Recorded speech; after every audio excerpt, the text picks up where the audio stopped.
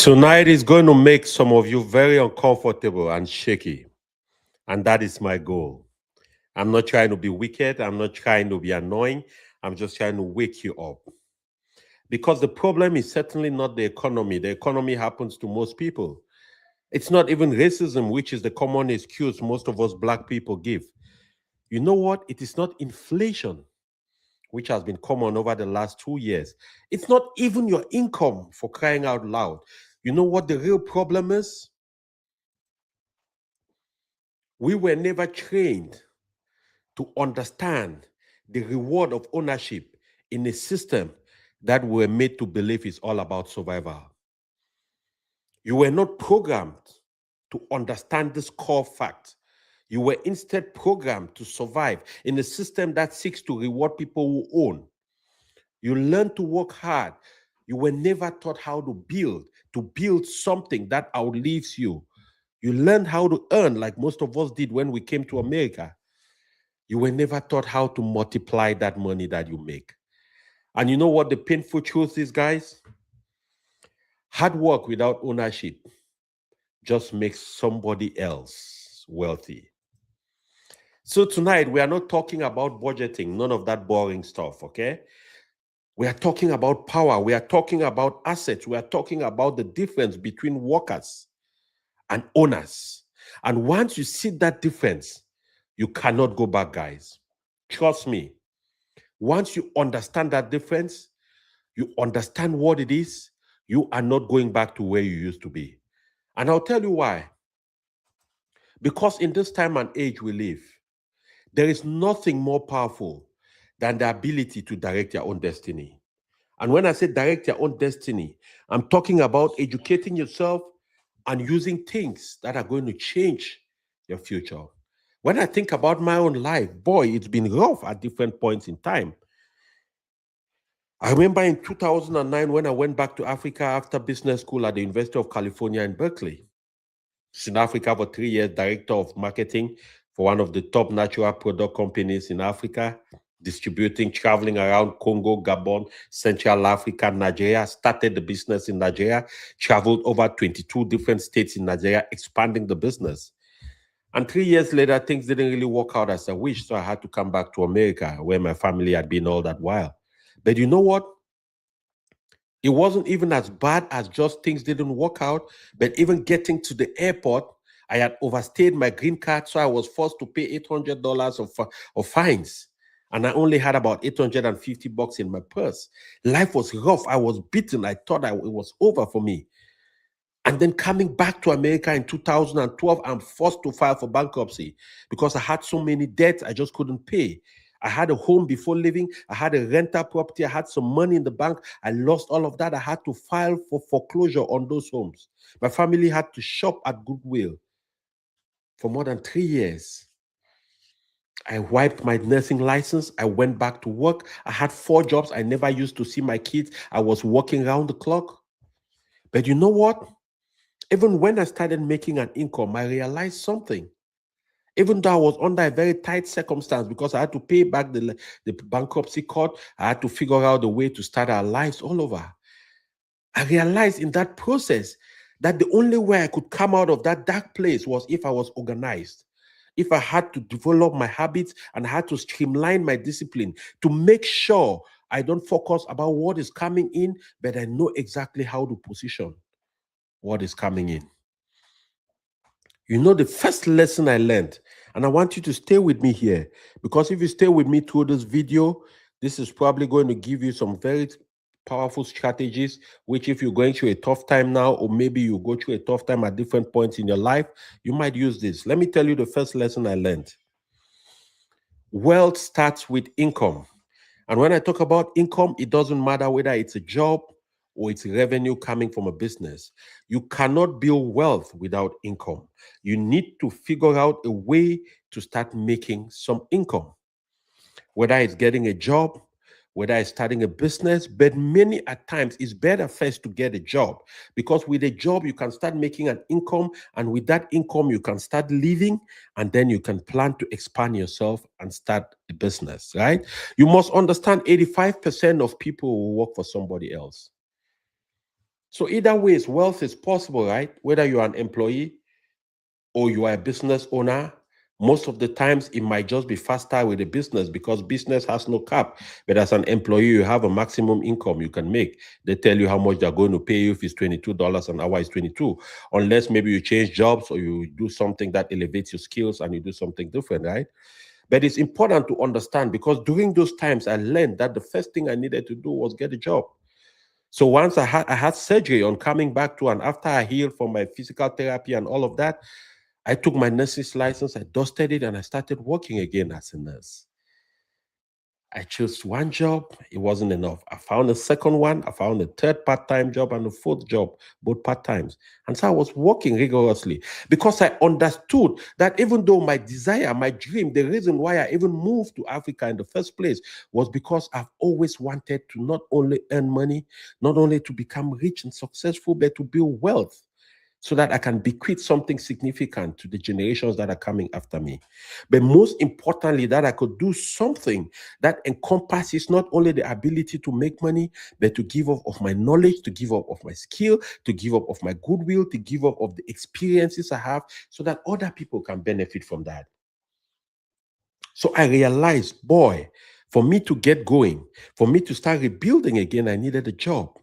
And for me to start getting back on the path to wealth, I needed to find a way to start making income. Now you have to understand something, guys. It takes a while to build. Trust me. One of the reasons why a lot of people struggle is because they are not patient. It takes a while to build. What I'm telling you right now happened 14 years ago, not 15 years ago. So it's not yesterday, right? And I'm still on the journey rebuilding. I finished rebuilding, but now I'm on the journey accelerating that process of well building. So that's the first lesson I learned. The first thing you need to get a job because through that you get paid and you can start building a life. The second thing, you have to figure out a way to keep more of what you earn, right? So there are two ways to this. One part is keeping more of what you earn, which means, therefore, high income a lot of times doesn't necessarily equate wealth. A lot of people need to understand that. High income doesn't mean wealth. In fact, I call those people Henrys. Henrys is high earner, not yet rich. A lot of times when we start earning a lot of money, we think we are wealthy. We are not wealthy yet. I know that because I've been there. I've worked in the technology industry where I made high six figures, multiple of them. And I realized something. A high income is a temporary sensation of rich, but it's not a permanent solution to becoming wealthy unless you understand what to do with that high income. Because it's never about how much you make, it's how much you can keep, right? One of the challenges that abounds today is the fact that people tend to spend more than what they make. And I want to tell you something. I'm not one of those guys who will come online here and tell you about cut down on your expenses. And no. I don't really believe too much in that. I believe more in expanding your skills, earning more, and lowering your expenses. To me, that is the holy grail of wealth building, right? You reduce your expenses, which means, of course, you start making sure you're spending on the things that make you feel content, feel happy, and also spending on the things that are necessary for you. In that process, you don't waste on things that you don't find value in just because society values it or just because you feel peer pressure. That is one thing. And then the second thing, you want to make sure you continue to increase your earning capacity because what happens therefore is that that gap keeps widening and you must understand where wealth lives. Wealth lives in that gap between what you make, what you keep. That is where wealth lives. What you make and what you can keep. Anytime that gap is small, you are reversing your wealth possibility. Anytime that gap starts expanding, it means you have a lot more money in between that gap, which you can keep, invest, and become something that you aspire to be. So, one of the things you need to understand is if there is nothing left to invest, then you are not building anything. You are basically just running on a treadmill, which is going on the same spot, and you think you are going somewhere. So the second important thing you need to keep as a lesson, and that is something I learned too in that process, is you need to keep more of what you make.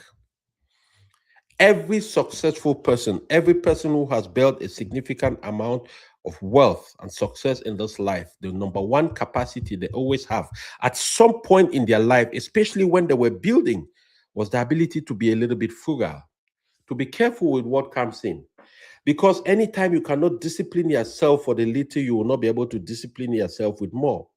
If you cannot save something out of a $1,000 income, you will not be able to save anything out of a $10,000 income, because there is nothing more fragile than the human emotion. And the human emotion and the human psyche is naturally programmed to want more when we earn more. They call that what? They call that the pay raise creep, right? Lifestyle creep. So the second lesson I learned, I have to figure out how to keep more of what I earned. Let's go to the third thing. But before we even get to that, there is this Bible verse. Each time I think about it, it inspires me a lot, especially on this journey of world building, on this journey of being able to uncover my purpose, to be able to stay focused on delivering on my destiny and building a lasting legacy. Let me show you something, or let me tell you something very powerful, right? In Genesis 41, Joseph interprets Pharaoh's dream. And he says, there will be 7 years of abundance. Of course, it's a long passage, so I don't want to read it for you. He says, there will be 7 years of abundance, followed by 7 years of famine. But he doesn't only end there. He goes ahead to say, let's pray the famine away. But before we even do that, he suggests something very powerful to Pharaoh. He said, during the good years, make sure to store a good percentage of your harvest. You need to build reserves. You need to prepare so that when the bad years come, you will be in the position not to suffer. I want you to capture this, because this stuff is wisdom from long time ago and it still applies today. There will be times in your life when you're having pay raises. There will be times in your life when you are in jobs that make a lot of money. There will be times in your life when your earning capacity will increase. Maybe you went to school and you just finished school, or maybe you just had a new degree, or you went and specialized in something.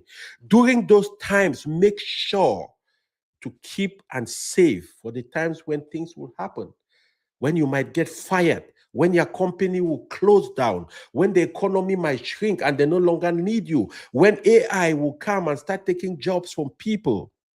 Keep something in the barn for the time when your car might break down, for the time when you might fall sick and you go for 6, 7, 8 months, maybe even a year without working. You must understand, it is so important to understand this concept, because we live in a time today when things look good. Everyone, by our natural human psyche, believe that things will just continue to look good forever. Nothing will change.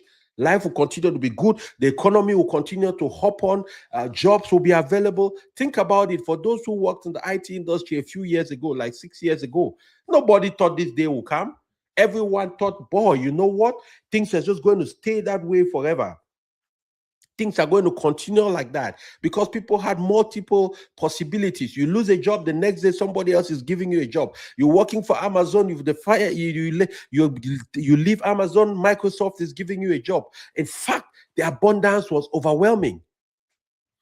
And the smart people learned about saving some money for those times when the famine will come.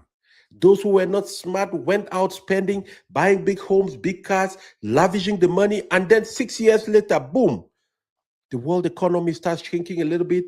US economy is shrinking. Donald Trump comes in. Things are not looking too good, right? Biden comes in. Things are not looking too good. The economy starts going down. The next thing you know, companies are no longer hiring as much. People start losing their IT jobs. The income is not coming as much. People are stuck with big homes. They're stuck with car payments. They're stuck with all kinds of things. And then they don't really have a safety net. What Joseph told Pharaoh in Genesis 41, they don't have it. Save your harvest for the time of famine. Think about that. Think about that specific declaration. It is talking about budgeting. That is asset allocation, right? Saving some grain for the time of farming, saving and investing your money for the time when you might not be earning as much. That's economic forecasting. That's long-term strategy. Actually, I can even think about Joseph like an economic professor, right? He positioned Egypt to own during the famine. That's why when I talk to you about investing, I'm trying to help position you to own during the famine times of the economy. That's wealthy thinking. Most people spend during abundance and forget that there will be a time of lack. They spend during the time of plenty and start panicking during the time of lack. But owners prepare in advance. Those who have the mindset of owners, those who understand the power of ownership, they don't just do that, they prepare in advance. That's the difference between workers and architects. One of my primary goals, why I spend a lot of time talking about this stuff, is because I want the people who listen to me to not only think like workers. It doesn't matter if you're an employee, but you should also have the mindset of an independent employee, an independent business owner. You should also have the mindset of knowing that your destiny is in your hand. You own your destiny and you have to take responsibility for it, because nobody is going to come to save you from that, right? So the third lesson, the first lesson, of course, you want to keep more of what you want to make an income. So salary or what? The second lesson, you want to strive to keep more of what you make, either by reducing your expenses or by increasing your income, or doing the two at the same time, increasing your income and reducing your expenses. The third lesson, have a plan for your money. You see, one of the things that happens is a lot of people make money, but they really don't have a plan. They just wing it. And do you know how I know anybody has a plan? Each time I talk to a prospect who is either trying to get into my community or trying to get some services from me or whatever, I usually ask them, the first thing I ask them is, what's your plan? You have to have a plan. And the only way I know that you have a plan is, number one, if the first thing that comes out of your mouth is that you pay yourself first. That's when I know you have a plan. That's when I know you have a plan, because you are the most important asset. You are the most important asset, not your home, not even the investments you have on the stock market, because you are the generator of everything else that happens. So you must plan for yourself first, right? And that, of course, includes budgeting. And when I talk about budgeting, I'm not talking about the old ways of budgeting, having a spreadsheet. If you can do that, that is fine. A lot of people don't have the patience. A lot of people don't have the tenacity. A lot of people don't really know how to budget. That's the truth. And there are a lot of videos out there. There are people you can follow and learn how to budget. I think of my sister out in Dallas. I forget her name. You can go learn Sylvie. You know, you can learn how to budget from her. She runs programs on budgeting. But budgeting is important. And budgeting I'm talking about here is just having an idea, clarity, and control of where your money goes. When your money comes in, where does it go? A lot of people don't even realize that there are hundreds of dollars that leak through your budget, through your money, without you knowing. An average home in America disposes $750 worth of grocery every year. You walk into Costco, you have a family of one, you maybe your partner, 2 kids, and you buy 5 loaves of bread. By the time you eat all of them, the bread is expired or the bread has fermented, you throw it out. That is money leaking out. You have all kinds of subscriptions you don't even know about, right? That's money leaking out. You're eating out all the time. All those things, fine and good. The important thing is that it's not necessarily a bad thing. It's just being able to have clarity, to understand exactly where the money is going out, what you're doing with it, and making sure that at every point in time you have a plan for investing, a plan for a safety net, a plan for your emergency fund, a plan for what might happen if things don't go the way you hope. Because the one guarantee in life is death and taxes, but the other guarantee that is there is that every once in a while things will not go according to plan. Things will not go as you wish. You might have all those plans, they might not go at the time you expect. As they say, shit will hit the fan. You might get fired. You might lose a valuable relationship that affects your income. You might go through divorce and have to split your income or lose your income. You might find yourself in a place where your business becomes bankrupt. You might find yourself in the place where one of your key suppliers decides to leave you and go supply to somebody else, and that affects your business. You have to understand all these dynamics, because life is not guaranteed. The only thing that is guaranteed is your ability to plan for those circumstances That will happen, because it's not a matter of if, it's a matter of when. You know, one of the naiveties that happens is that when money is flowing, when we're affluent, when life is looking good, we forget that there was a time life was bad, and there was a time, there's still going to be a time things will not be as good. So in all that excitement, you must always remember, and that's one of the things I talk to, especially people who listen to me about investing. When the market is good, understand it is good. But remember, there will be a time the market is not going to be good. There will be a time there will be pullbacks. There will be a time there might even be a recession once every probably 10 years or something, or 12 years, right? There will be a time when the market will drop 20% once every 6 years. There will be a time when the market drops 5%. That's about 2 times a year. There will be a time when it drops 10%. That's about once every 2 years. You must prepare for those things because they happen like clockwork.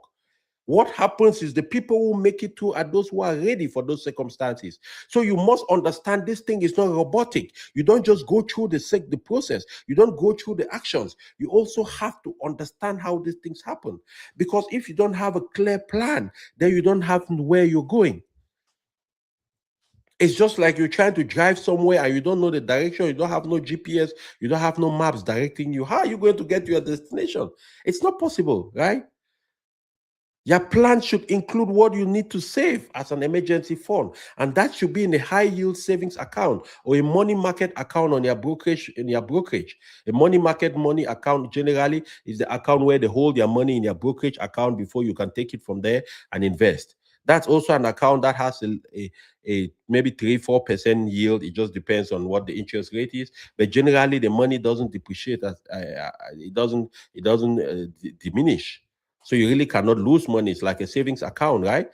You want to put your money there. At least a high yield savings account gives you 3-4%. You know that it's at least matching inflation. So you're not going to lose purchasing power of your money. And then the rest, you want to invest it in vehicles that are going to take you further, right? You want to aim for a 4-8% growth in at least. You're talking about your savings account now, right? But in your investment accounts, of course, the stock market, like I always say, averages about 10%. So that is not science. That is standard, right? You invest in any random ETF, most likely in any random S&P 500 ETF, there's a 90% chance that over a 10-year period, it will be up by an average of 10%. Generally, it's been more. The last 10 years, it's been more than 10%. But I'm just taking the worst case scenario. So at least you know that is making you some money, right? So you must have a plan, guys. You know, one of the things I was talking to a client not too long ago, and he told me, it's incredible, honestly. It's incredible the volume of people who just live life like a kite. You know what a kite is, right? A kite just flies by the direction of the wind. Because what is most important is not even the direction of the wind, but is the set of your sail. And the set of your sail involves internal, careful planning. I'm thinking here about the voyagers. Think about the historical times, right? When people used to travel by large boats, but these boats were not motorized. These boats used to use, how do you call those things? I forget how to call them. But the large things that they used to control the boat. The only way you control the boat is by the way you set that sail. It's called the sail, yes. By the way you set the sail. The way you set the sail will determine the direction the ship is going to go. It was never about the direction of the wind. It was always about the direction of the sail you set. So it is never about the economy. It is never about the circumstances that surround you. It is never about how much you make. It is about how you control what you make. Because that is what comes in now as a plan, right? Let's keep going. So you know what? Let me pause here for a second.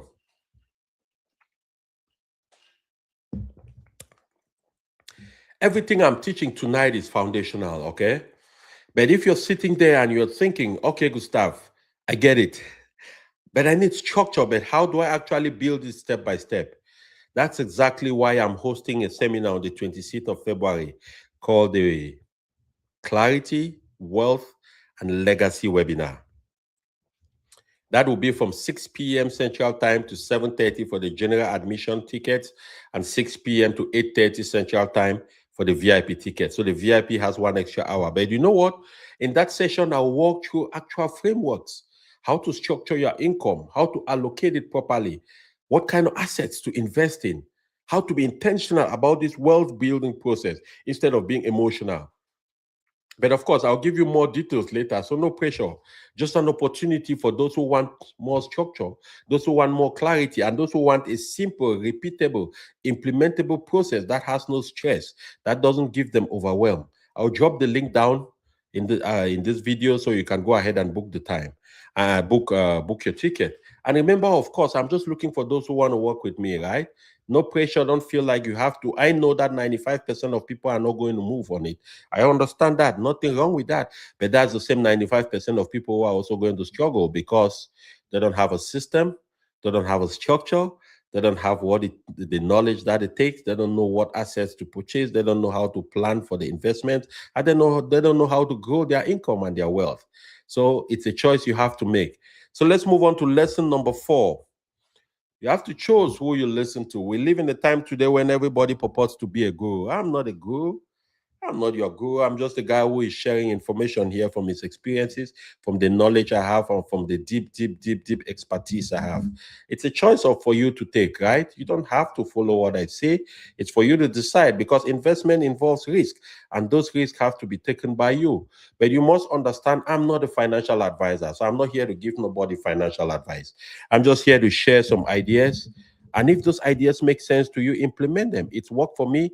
It's worked for many people who've listened to me and followed them.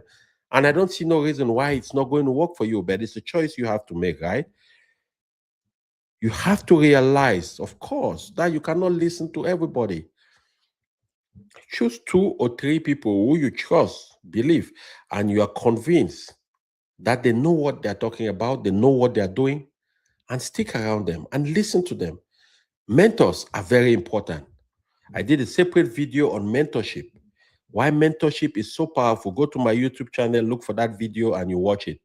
Mentorship is probably one of the greatest human shortcuts in history. Mentors can reduce your mistake propensity by 95%.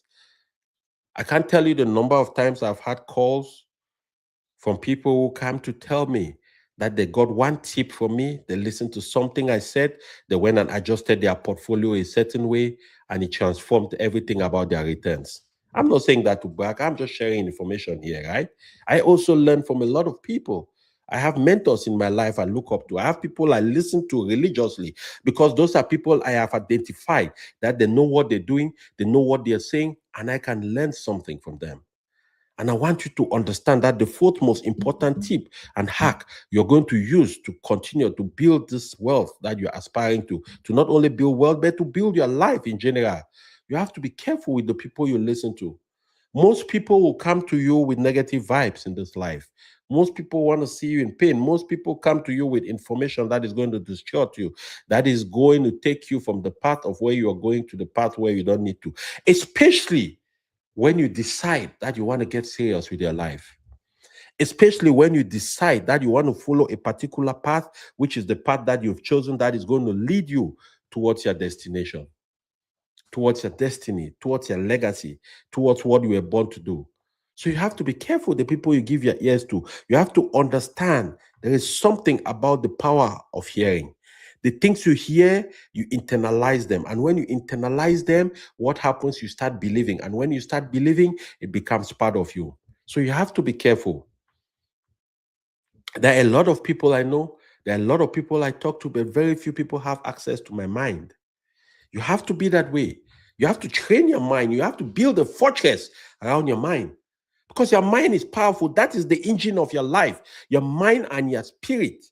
That's the engine of your life because those are the things that drives you forward. So you cannot expose it to everybody who comes around. You 1 minute, this person tells you, oh, buy these stocks, you buy. Oh, do this, you do. The next person tells you, no, sell it, don't do it, you sell. The next person tells you should have bought, you buy. You are going to fail. You are listening to too many people. That's why I always tell people, it doesn't have to be me, but just find 1 or 2, maximum 3 people who are doing what you aspire to do.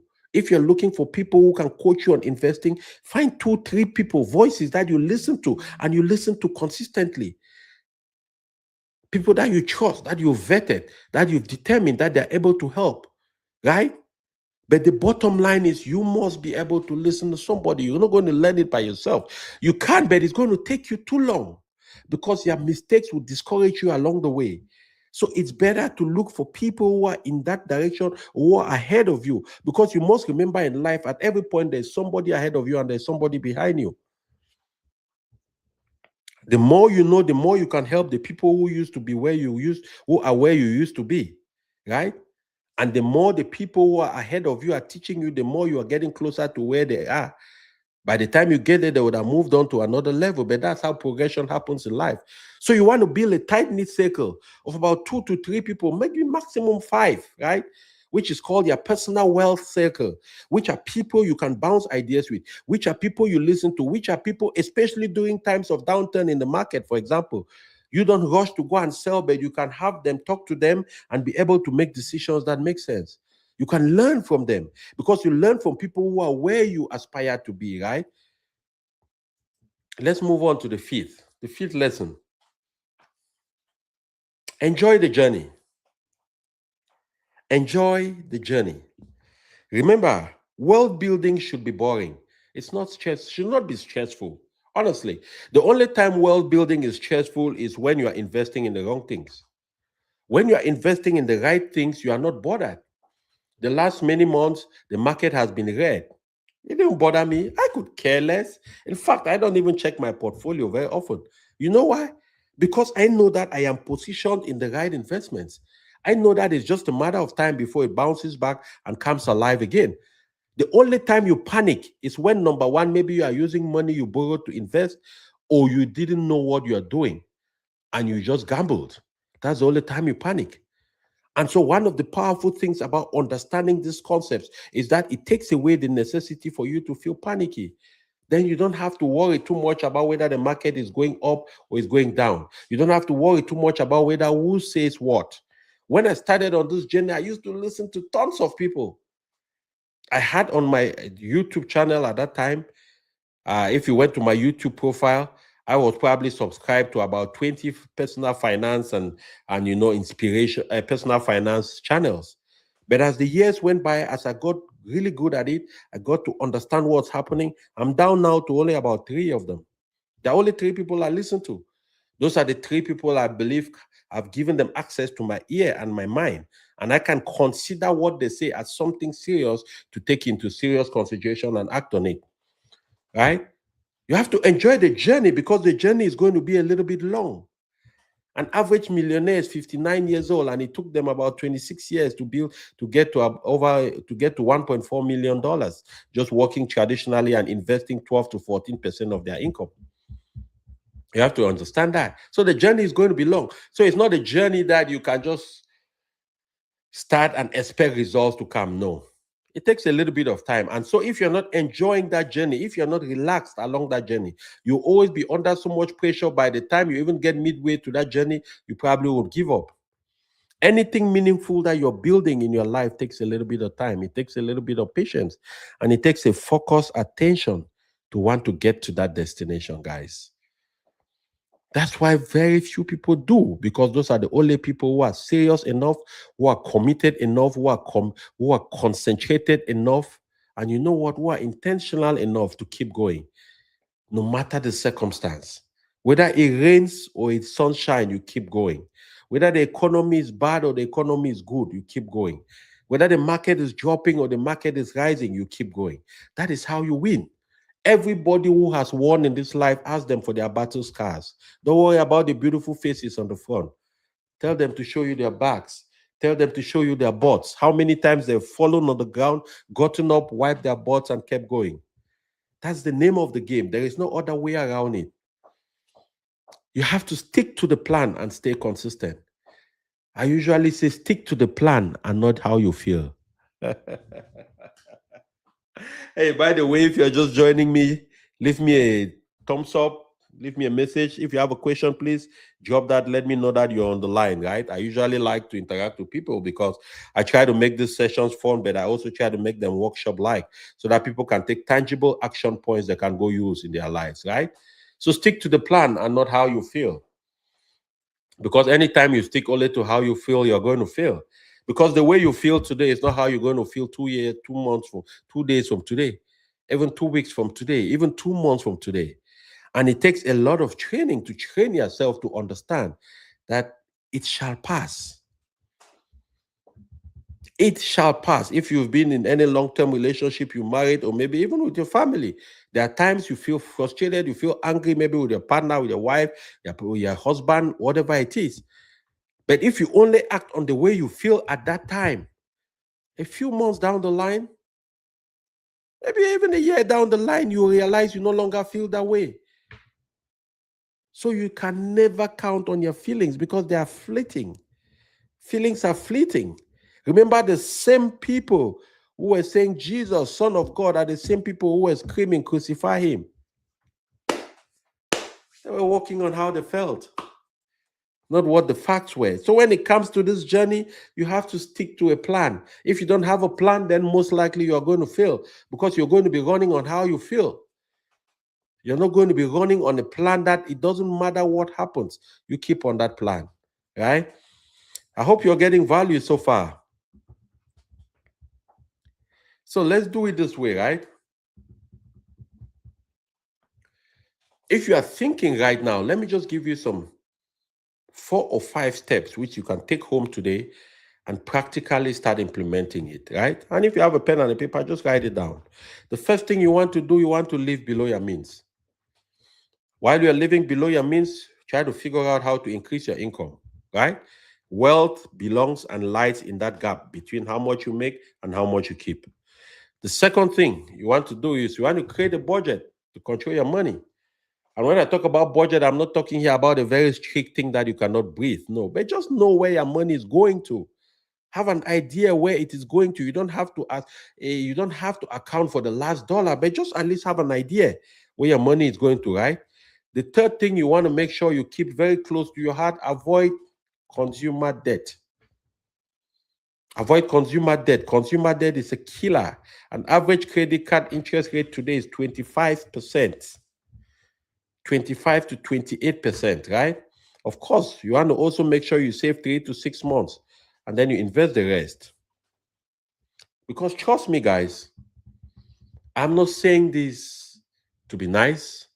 I'm not saying this to impress nobody. Because if I could rebuild after bankruptcy, after foreclosure, after losing my mother 9 months, 8 months after I came to America, after losing jobs, even losing a job while I was trying to go bury my daddy, you know what? I really believe it's possible if you're in the rebuilding state.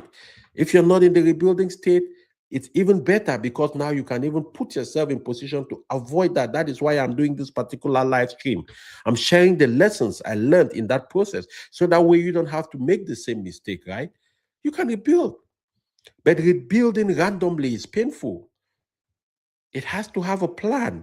Rebuilding without structure is fallacy. But rebuilding with structure is powerful.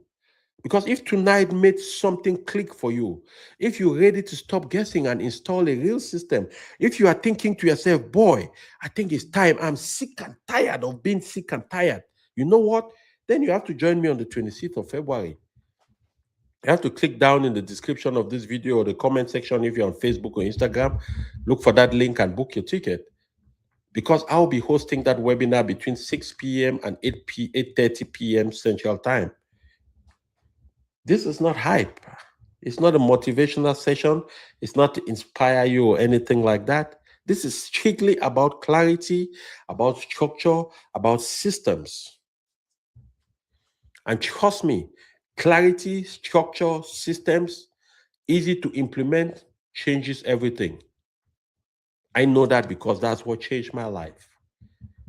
The link is going to be below. So whether you join or not, of course, I just want you to stay healthy, to get wealthy for sure, and to continue to build that legacy of yours, right? That's my prayer for you. I wanted to keep it a little bit short today because I want to make sure that you realize something, that you realize that everything that has happened in your life thus far is part of your rearview mirror. There is a reason why in cars, your rearview mirror is smaller than your windscreen. The reason why is because what lies ahead is more important than what lies behind you. It doesn't matter the circumstances you were born. It doesn't matter the circumstances you've been raised in. It doesn't matter the story anybody talked upon your life. It doesn't matter anything that forced you to believe that you don't have the intelligence, you don't have the capacity, that you don't have the strength, the courage, that you don't have the know-how. It's all in your hands because you are the captain of your own ship. I want to remind you that you are enough, that you're intelligent enough, you're smart enough, that you're capable enough. Because you must always remember something, guys. At the end of the day, when push comes to shove, tears will bring you sympathy, but only sweat will bring you results. So until the next live show tomorrow, be well, be blessed. And by all means, never stop being a blessing to somebody. I'll see you on the next show. Bye for now.